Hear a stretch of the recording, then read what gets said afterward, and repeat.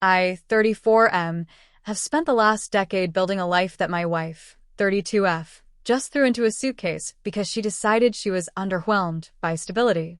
I'm a structural engineer. I calculate loads and predict points of failure. It's ironic, considering I missed the massive fissure forming in my own living room. We met in college. I worked 2 jobs to make sure she didn't have to take out student loans.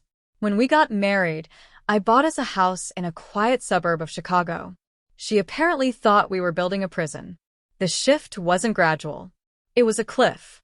3 months ago, she started staying out late, claiming she was finding herself at gallery openings. Then came the phone, always face down, always encrypted. The variable turned out to be a 26-year-old lifestyle influencer who lives in a rented loft downtown and has never held a real job. The confrontation happened on a Tuesday. She was standing in the foyer, 2 suitcases packed. She didn't look guilty. She looked bored. She told me she was going to stay with him to find excitement because our life was beige and I was beige. I didn't scream. I didn't beg. I looked at the woman I had bankrolled for 10 years and felt a cold clarity. I told her I hoped she found exactly what she was looking for. She smirked and walked out. The second her car cleared the driveway, I called my lawyer. My lawyer is a shark. In Illinois, while it is a no-fault state, abandonment and dissipation of marital assets are powerful levers. While she was posting Instagram stories of her new beginning in a loft I was technically still paying for via our joint account, I was changing the locks and filing a petition for dissolution of marriage. I also knew her lover had a history of harassment complaints and a suspended sentence for stalking an ex-girlfriend in Indiana. Under Illinois law, because I could prove a reasonable fear based on his documented history and his presence at my home, I pushed for an emergency order of protection. 5 days into her excitement, the lover used her phone to send me a video of them drinking champagne, mocking me. Then my wife chimed in, demanding her jewelry box and espresso machine. I didn't reply. The next morning, she showed up with her lover. She tried her key. It didn't work. She pounded on the door while he filmed it for content.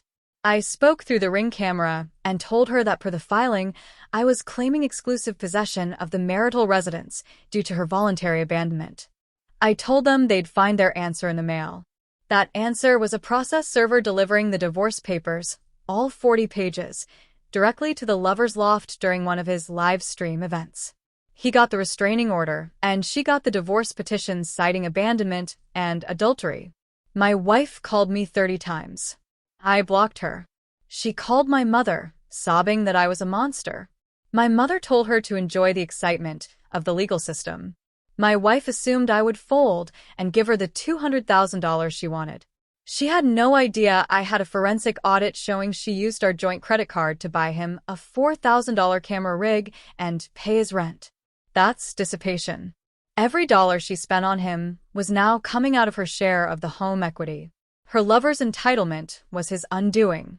He posted a video mocking the restraining order, calling it fake news. That's a direct violation of a court order. We filed a motion for contempt immediately. Then she tried to get me fired.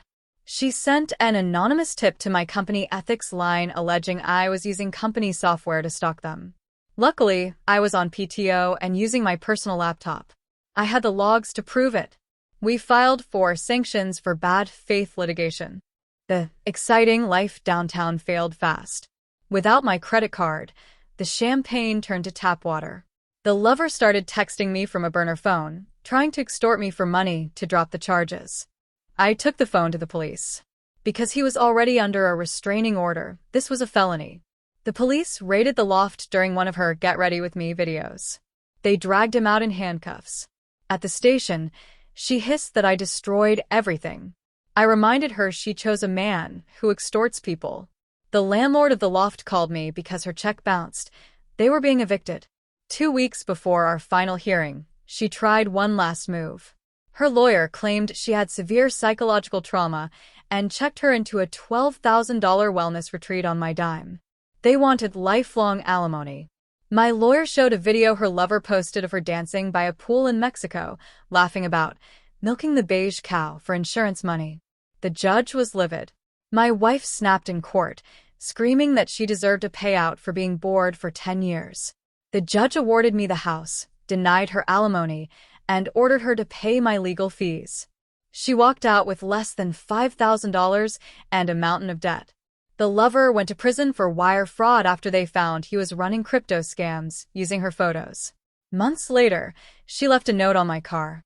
She was working at a diner, her influencer was in a cell, and she wanted to come home. She even tried to claim she still owned our vacation cabin. I had to show her the deed from 5 years ago, where her father sold it to me for $1 to avoid his own tax liens. It's mine. I told her I fixed the structure by removing the unstable element. She told me she hated me. I told her that was the most honest thing she'd said in years. My house is quiet, the foundation is level, and the beige life has never felt so good.